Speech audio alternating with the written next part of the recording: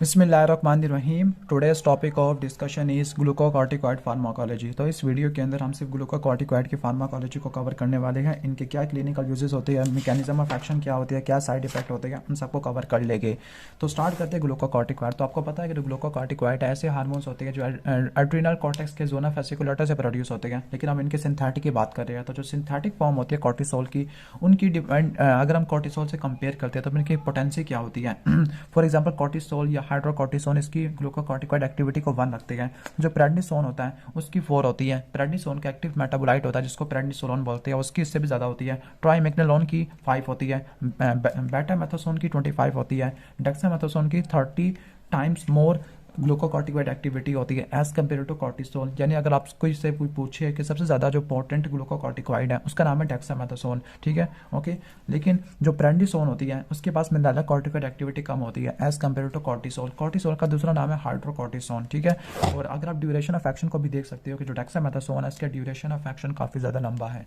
Mechanism of action की बात करते हैं तो उनके जो मैकेनिज्म ऑफ एक्शन होते हैं सेलुलर इफेक्ट पर डिफरेंट होते हैं, उनके बायोकेमिकल एक्शन डिफरेंट होते हैं। चलो मैकेनिज्म ऑफ एक्शन क्या होता है। वैसे अगर मैकेनिज्म ऑफ एक्शन ये होता है कि लिपोफिलिक हार्मोन होते हैं, साइटोप्लाज्म में रिसेप्टर पड़ा हुआ होता है, हार्मोन रिसेप्टर कॉम्प्लेक्स बनता है, डीएनए में जाएगा, रिस्पॉन्स एलिमेंट पे जाके बाइंड करेगा, वहां से न्यू प्रोटीन के जीन एक्सप्रेशन को कंट्रोल करेगा। तो ये मैकेनिज्म ऑफ एक्शन होता है। सेलुलर इफेक्ट क्या क्या हो सकते हैं, लाइक इनकी वजह से ल्यूकोसाइट की माइग्रेशन कम हो सकती है, लाइसोसोम की मेम्ब्रेन स्टेबिलिटी बढ़ सकती है जिसकी वजह से फेगोसाइटोसिस कम से कम होगी, ओके, और कैपिलरी परमिएबिलिटी कम हो जाएगी। बायोकेमिकल एक्शन के अंदर जो ग्लूकोकॉर्टिकॉइड क्या करते हैं, फॉस्फोलाइपेज A2 को इनहिबिट कर देते हैं वाया लाइपोकोटीन एक्सप्रेशन, यानी लाइपोकोटीन की एक्सप्रेशन के जरिए फॉस्फोलाइपेज A2 को इनहिबिट कर देंगे। तो फॉस्फोलाइपेज A2 इनहिबिट हो जाएगा तो प्रोस्टाग्लैंडिन और ल्यूकोट्राइन की प्रोडक्शन कम से कम हो जाएगी। जबकि ऊपर सेलुलर इफेक्ट के अंदर ये ल्यूकोसाइट की माइग्रेशन को, लाइसोसोमल मेम्ब्रेन स्टेबिलिटी को बढ़ा के और कैपिलरी परमिएबिलिटी को कम करके एंटी इन्फ्लेमेटरी बन जाते हैं। इसके अलावा इम्यूनो सप्रेसिव भी होते हैं।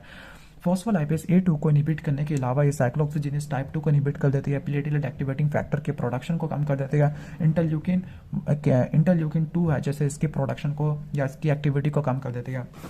उनके साइड इफेक्ट को देख लेते हैं।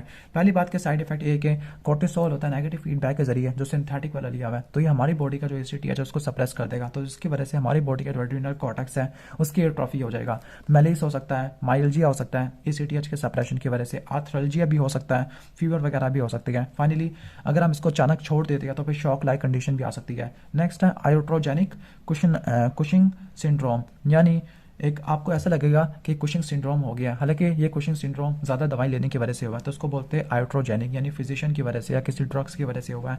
तो इसमें फैट की डेपोजिशन होना शुरू हो जाती है, मसल्स की वीकनेस होती है, ट्रॉफी होती है, क्योंकि कॉर्टिसोल कैटाबॉलिज्म को बढ़ा देता है, ओके, ठीक हो गया।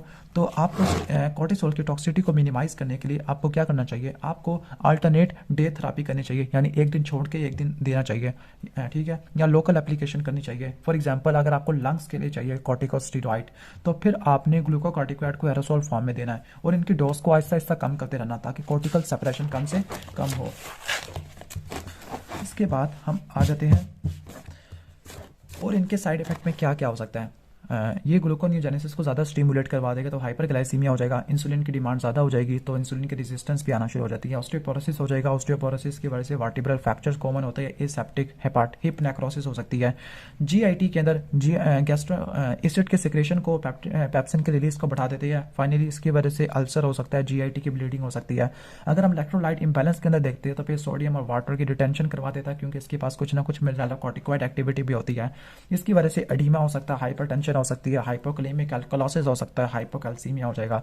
बच्चों के अंदर ये स्केलेटल ग्रोथ को मिनिमाइज कर देता है, वुंड की हीलिंग को कम कर देगा, इन्फेक्शन को बढ़ा देगा, स्पेसिफिकली कैंडिडियासिस या जिसको थ्रश बोलते हैं, ग्लूकोमा को प्रेसिपिटेट कर सकता है, कैटरेक्ट को बढ़ा सकता है via increase production of sorbitol, क्योंकि ग्लूकोनियोजेनेसिस से ग्लूकोज की प्रोडक्शन को बढ़ा रहा है। हाइपरग्लाइसीमिया, तो हाइपरग्लाइसीमिया की वजह से कैटरेक्ट और ग्लूकोमा दोनों हो सकती है।